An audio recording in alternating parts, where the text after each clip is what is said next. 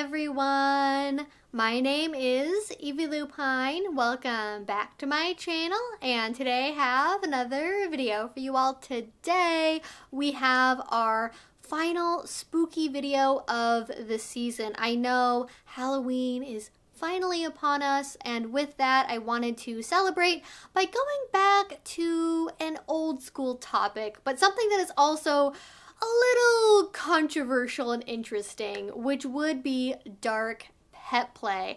I have actually talked about this before on my channel 4 years ago, if you can believe it. I know I can't believe that I have been making videos for even longer than 4 years at this point, but here we are, and I wanted to revisit that because it has been a long time and a lot of my old videos make me cringe really hard, but I also wanted to just reevaluate things because I just have more experience in the scene in general, more experience doing pet play, more ideas, just more in general, and I thought now would be the perfect time to really dive into this topic. And with that, of course, we need to understand what is dark pet play. And essentially what dark pet play is it's related to another term called dark age play. And essentially what happened is people decided they wanted more of a clear separation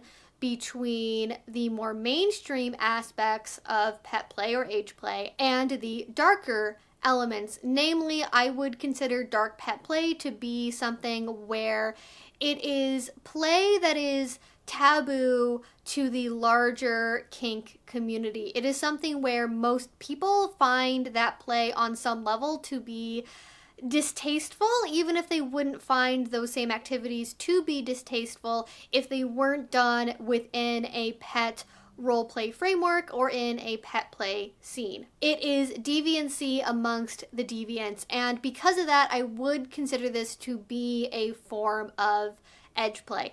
Now, the separation between like mainstream and darker aspects of play did not always exist. From what I can tell, pet play and age play didn't come with those labels. It was just whatever it was, right? Pet play was pet play was pet play. It didn't matter where it fell on the spectrum from like cute and cuddly and sweet to kind of fucked up. But as pet play got more mainstream recognition, as it became something that was more done at general BDSM events, not just in specialist groups and not just at queer kink events, but in the larger pansexual community, people started to have opinions about how pet play was being done in public and what types of pet play were being done in public. Because if you organized a party and you just said, okay, this is a pet play event, and didn't give any further qualifications to it, you might have someone that's just like playing fetch and having treats right next to someone that is having a super intense CNC electro-play scene, and those energies can sometimes be at odds. And I'll talk about this more later on, but I do think that separation is ultimately probably a good thing,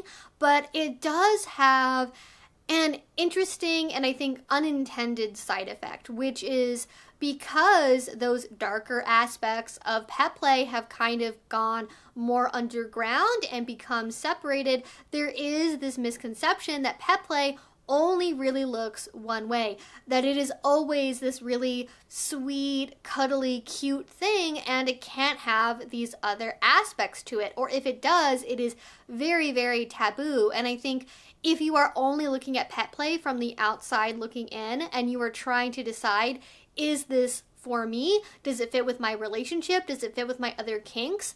If you only think that pet play is playing fetch and eating treats, you might go, yeah, that's not really compatible with me. And as a result, I think a lot of people completely miss pet play as either something that can work for their relationships or just for having fun during a scene. Not to mention, it has also alienated a lot of people for whom their primary interest in pet play are those more taboo elements. And they may even feel that it is somehow wrong that their interest with, say, kitten play goes beyond just wanting to be a little bit sassy. And I know that statement is a little bit hyperbolic, and I hope that you all will come to understand during this video that I never want to shame anyone for any way they want to approach pet play, whether that be as someone that only wants to keep it really light and fluffy, or someone that wants to do the most like fucked up shit imaginable. I think there is room for everyone in our community, no matter their approach, as long as that core intention around consent is kept and you are doing everything within the limits and boundaries established with your partners. I bring this up instead to emphasize the fact that I really believe that pet play has been pigeonholed in the last several years, at least when I was coming up in the community, to only be something that is this very light, like newbie-ish only kind of play where it's like, oh yeah, just like a little bit of maybe some light bondage, collars, ears, maybe if you're being really frisky, a little bit of light water sports, but anything beyond that is very controversial and just simply not the done thing if you want to fit in with the mainstream group of pet players. And that was really confusing for me to see that kind of messaging, that pet play is this light, really easy, fun thing to do that's really uncomplicated and just like so simple and breezy. And then when I'm looking up information about pet play online, at the time, most of the articles and educational stuff that was widely available just from like a Google search gave a totally different picture. It was something where you would read about pet play and it was an article from probably like 1999 on like an old Angel Fire website or blog, and it would be like pet play is a very extreme form of degradation only for the most hardcore, devoted humiliation slaves. And it's like, okay, which one is it? And I could absolutely dive into for probably hours those really old blogs on the early internet talking about pet play because they are a trip, but we will save that for another time. But I do want to emphasize that because it does have that framing as being really like cutesy and light and fun and cuddly, that does leave a lot of elements of pet play out of the conversation entirely. And of course, whenever you have something that only really exists in the shadows, that leads to a big gap in awareness and in education. And I hate when there's a lack of education about a subject, so that is kind of why we're talking about this. Now, I have spent long enough dancing around saying these words, so hopefully we are far enough into the video at this point that YouTube doesn't ding me too badly for this. But we should probably get into exactly what dark pet play entails, right? No pun intended with that one. But yes, you are probably thinking, okay, well, like Evie, you're telling me that this is like edge play, right? Does that mean like CNC? Does that mean blood play? How dark are we talking here? And I will say that blood could be part of it. I mean, you could be a cute little, oh my gosh, you could be Bunnicula. You could be a little vampire bunny. Oh my god, that is the best idea. I think actually someone said that in a comment on my vampire video. So like, I'm literally gonna cry. That is such a cute idea. But yes, it could be blood play. I would say in general though, there are certain elements of dark pet play that are most commonly associated with the label. That would be things like basically anything sexual, pain play, heavy bondage, electro-play, humiliation, fear play, medical play. There's a lot that gets put under this umbrella, but let us start by talking about sexual dark pet play, because that is by far, I think, the area that the most people know about or associate with this, and it is a wedge issue, to say the least. And I think it is likely the most taboo element, surprisingly enough. But essentially, anything sexual associated with pet play automatically seems to put it in the category of dark pet play. And I think there is a few reasons for this. I think for some people, it is seen as perpetuating a stereotype to state that pet play can sometimes be sexual, because there are a lot of outsiders that consider pet play to just be basically bestiality. And the clearest defense against that is to say, well, like, pet play isn't sexual.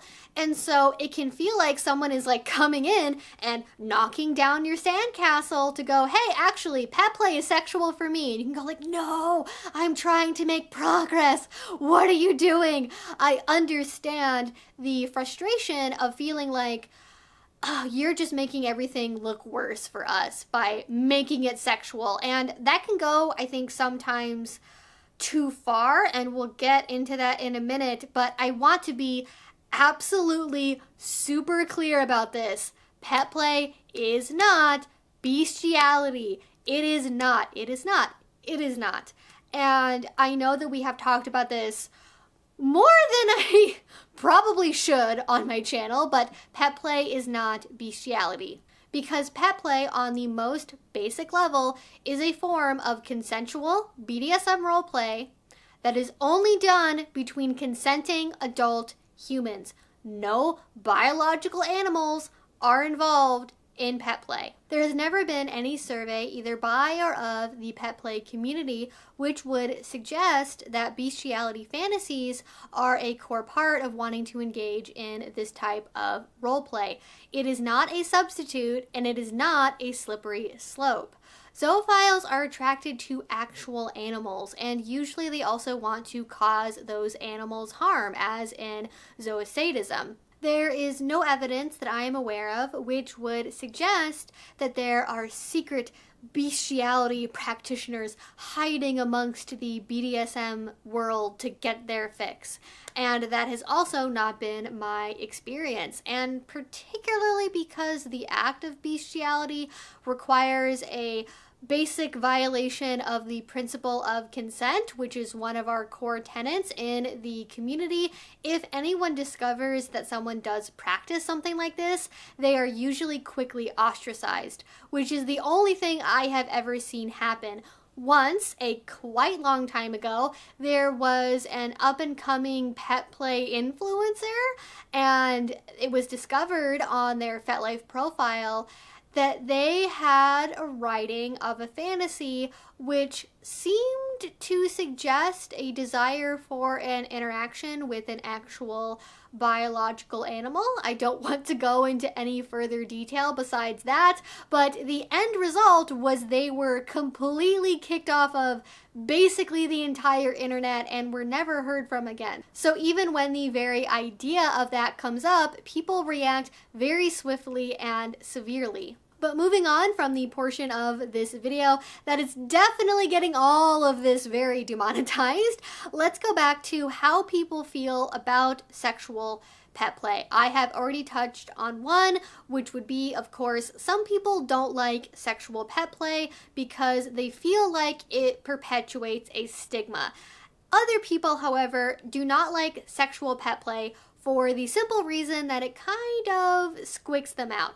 Even if they intellectually understand that it is not the same thing as bestiality, even sort of the hint of it makes them uncomfortable, or the noises of it, or just the concept in general just is not really their thing, and they find it kind of repulsive. And that is totally fine. You are allowed to have whatever gut reaction to this kind of play that you have. I am not trying to say that everyone should love sexual pet play, but I do think it is important to keep in mind the principle of your kink is not my kink, but your kink is still okay. That is why typically at events that have pet play, either they have very strict guidelines around what kind of play is allowed, or they will have either separate locations or separate times of the event where different types of pet play are allowed. So for example, upstairs is light and fun, downstairs is dark and,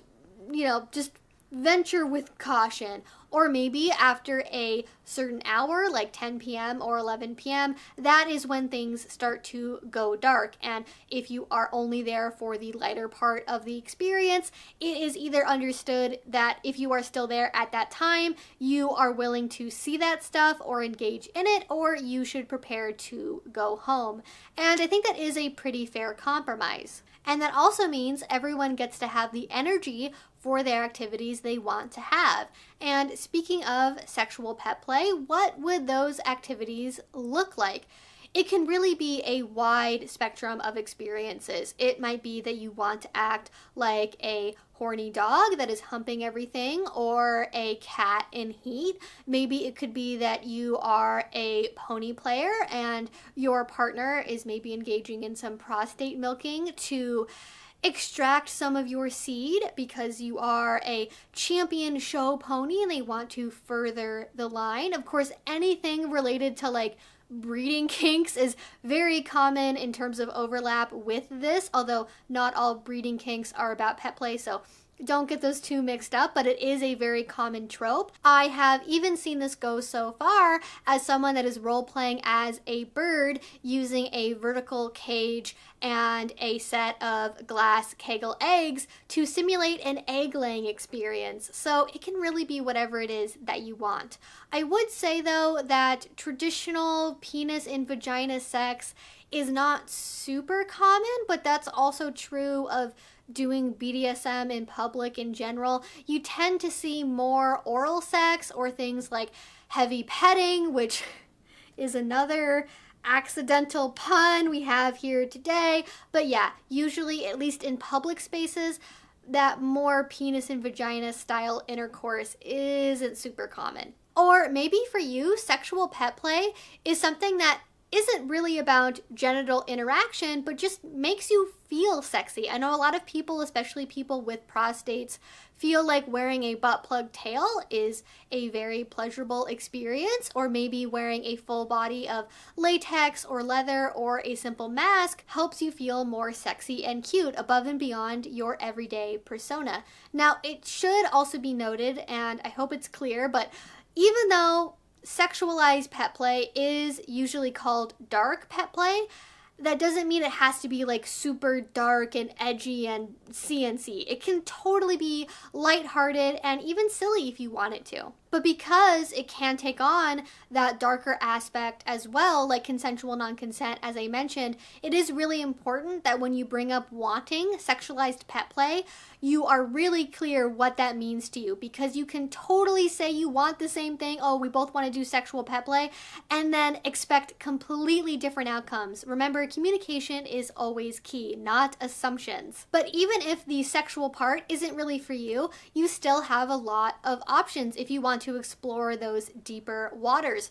One really common one is pain play, and I think obviously that makes sense because pain is a really common sensation in the kink world. There are a lot of masochists in general, but also a lot of masochists that do pet play, and also you probably already have the equipment for it. And it definitely edges into that taboo of treating an animal poorly. Maybe that means using the really nasty pair of spurs or bit on your pony, or maybe you have a dog that is supposed to fetch your slippers, and if they don't do it fast enough, they get kicked as a punishment. And it also doesn't have to make biological sense either. Maybe you have a bratty kitty that has been naughty and now deserves a spanking as a result. And I definitely recommend getting them in mitts first to protect yourself from their claws. Now, traditional impact play toys can be used here. That could be things like canes, paddles, even an open hand for spanking like I mentioned. But you can also definitely use other tools to create the sensation of pain as well. One that is often brought up with pet play is electro-play, like maybe using a violet wand to shock a poor little bunny, or maybe hooking up TENS unit pads to the flank of your pony for some electrotherapy.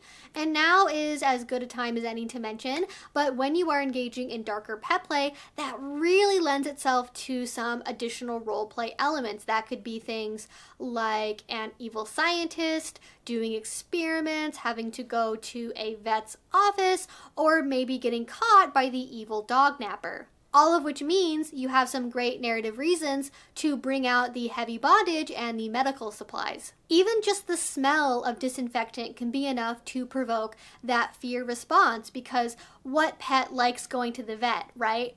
This all being said though, I do think it is really important to keep in mind that because you are going into such murky waters, it is very easy to go too far. And knowing that, I think it is vital that you build things up slowly over time. That means trying out one scene element first, seeing how you feel about how dark it gets and what works and what doesn't, instead of planning like one first time giant dark pet play extravaganza. That can be really amazing and fun and hot. It can also go way too far and really ruin that feeling of pet play in your dynamic. And this is as much about the safety of the bottom as it is the mental well-being of the top.